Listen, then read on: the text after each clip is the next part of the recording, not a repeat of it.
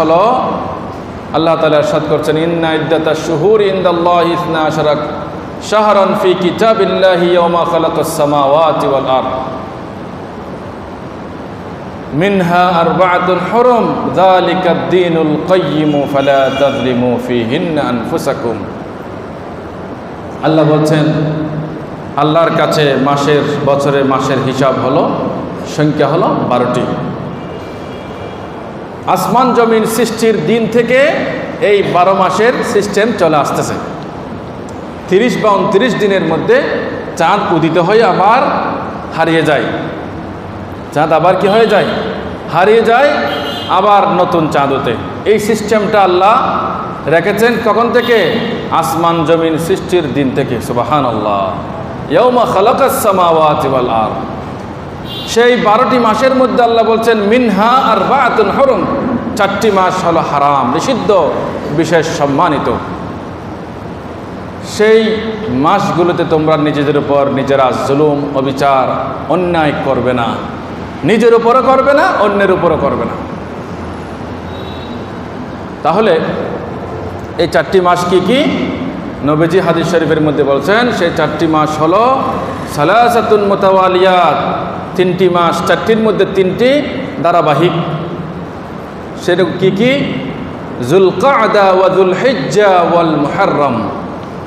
এই জিলকদ মাস চলতেছে আজকে 8 বা 9 তারিখ। এই জিলকদ মাস, সামনে জিলহজ, এরপরে কি আসতেছে? মুহররম।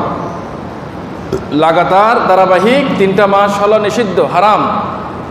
এরপরে আরেকটি হলো ওয়া রজব মুদার আল্লাযী বাইনা জুমাদা ওয়া শাবান, এবং আরেকটি মাস হচ্ছে বছরের মাঝখানে 7ম মাস, রজব মাস। সুবহানাল্লাহ। রজব মাস। এই মাসগুলো নিষিদ্ধ কেন করলেন আল্লাহ তাআলা? যুদ্ধ, বিগ্রহ, হানাহানি বিশেষভাবে নিষিদ্ধ কেন? কারণ আরবের শাসন ব্যবস্থা ছিল গোত্র শাসন, একটা সেন্ট্রাল কেন্দ্রীয় শাসন সিস্টেম ছিল না।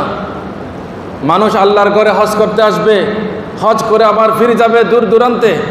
তাদের নিরাপত্তার প্রয়োজন আছে কিনা? প্রয়োজন আছে।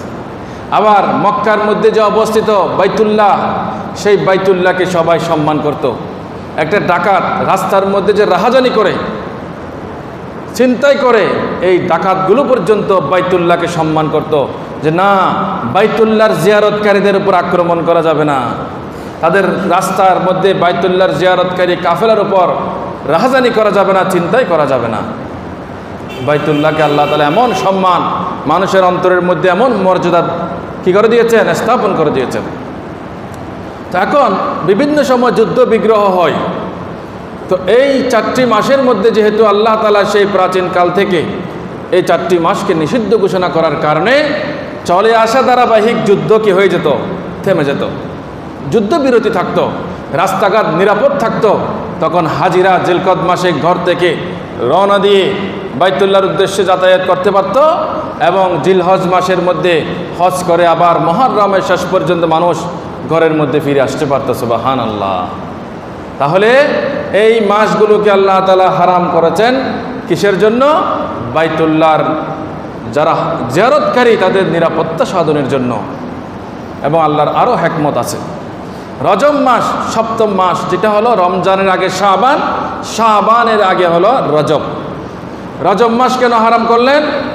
কারণ মুফাসসিরিন কেরাম, মুহাদ্দিসিন কেরাম ব্যাখ্যা করতেছেন, রজবকে হারাম করার কারণ হলো মানুষ আল্লাহর ঘরের হজ করে আসার পর 6 মাস পরে, মুহররম মাসের আরও 6 মাস পরে এসে আল্লাহর ঘরে উমরা করার, জিয়ারত করার জন্য অনেকের ইচ্ছা হয় বছরের মাঝখানে।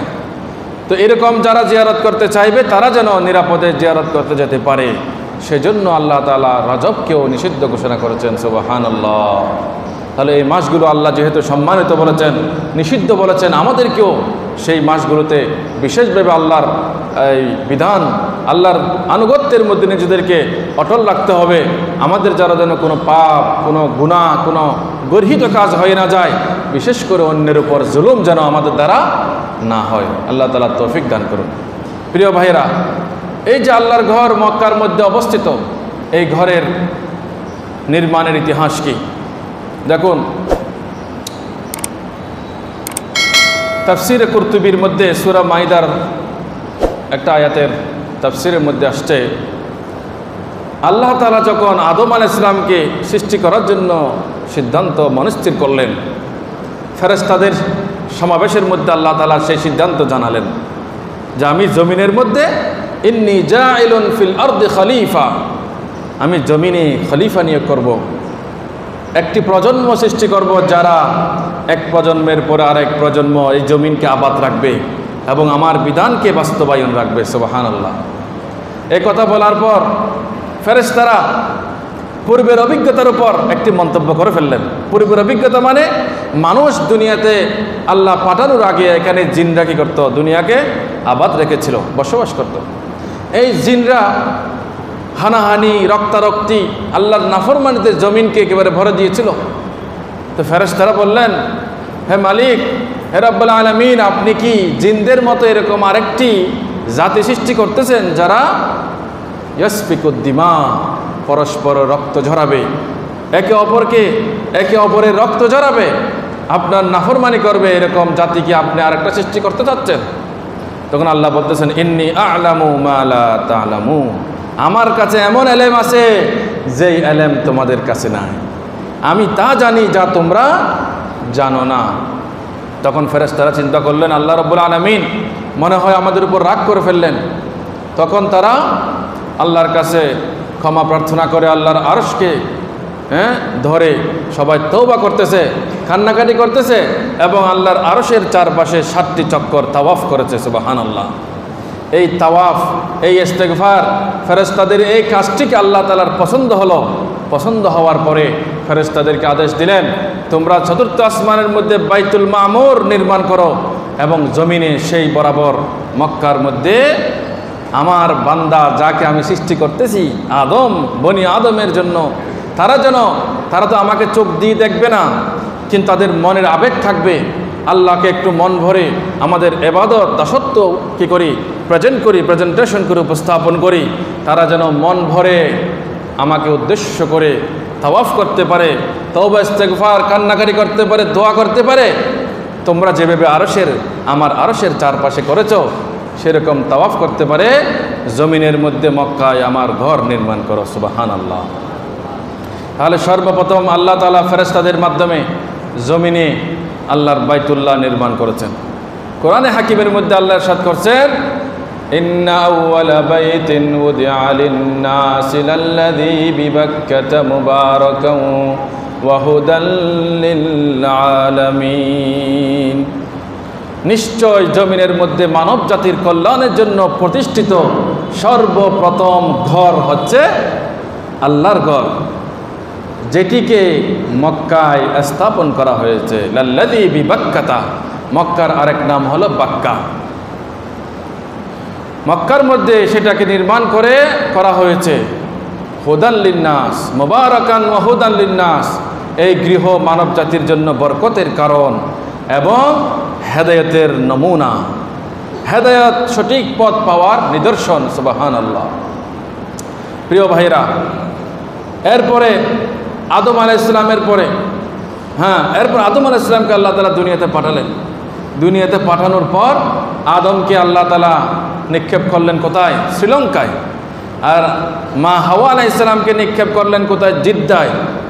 দুইজনেই জান্নাত থেকে বের করে দিয়েছেন। তারা কান্নাকাটি করে তওবা করতে করতে আদম হাওয়া দুজন স্বামী স্ত্রী একে অপরকে সন্ধান করতে করতে আরাফার ময়দানে মিলিত হলেন। সুবহানাল্লাহ।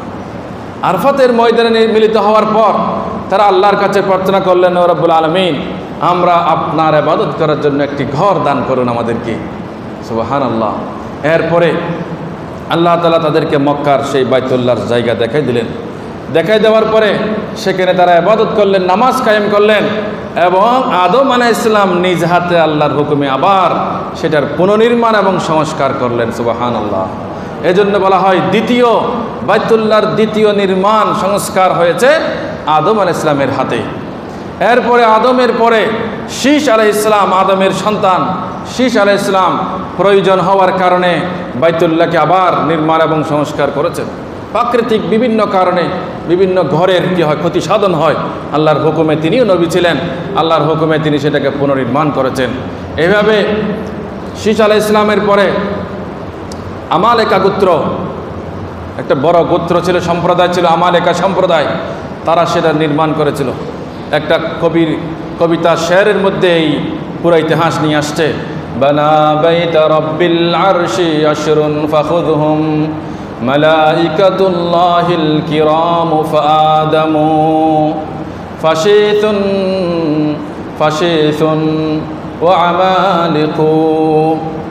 এভাবে ফেরেশতাদের পর আদম আলাইহিস সালাম, তারপরে শীস আলাইহিস সালাম, আমালেকা গোত্র, এরপরে কোসাই, এরপরে আপনার জুরহুম গোত্র, কোসাই এবং কুরাইশদের হাতে এই ঘরের ধারাবাহিক নির্মাণ এবং কি হয়েছে। কিন্তু যখন নাকি শীস আলাইহিস সালামের পরে নূহ আলাইহিস সালামের জামানা আসলো, আল্লাহ তাআলা নূহ আলাইহিস সালামের কওমের উপর কি দিলেন? আযাব দিয়েছেন, বন্যা দিয়েছেন। যারা ওই সময় যারা ঈমান এনেছিল তারা নূহ আলাইহিস সালামের কিস্তিতে নৌকার মধ্যে আরোহণ করেছে, আর যারা কাফের বেদ্দিন মুশরিক ছিল তারা নৌকার মধ্যে আরোহণ করে নাই, বাহিরে ছিল। বন্যা এসে পৃথিবীর মধ্যে যত মানুষ ঘর বাড়ি ছিল সব ধ্বংস করে দিয়েছে, এবং আল্লাহ তাআলা আল্লাহর ঘরকে আসমানে উঠিয়ে নিয়ে গেছে। সুবহানাল্লাহ। প্রিয় ভাইরা, তখন নূহ আলাইহিস সালামের বন্যার কারণে তাহলে আল্লাহর ঘরের নাম নিশানা মুছে গেছে, মাটির ভিতরে কি হয়ে গেছে, তার চিহ্নটুকু আবৃত হয়ে গেছে। এরপর ইদ্রিস আলাইহিস সালাম, সালেহ আলাইহিস সালাম, ওনারা অনুমান করে আল্লাহর ঘরের নাম নিশানা কিছুটা সন্ধান করে সেখানে তাওয়াফ করতে আসছিলেন।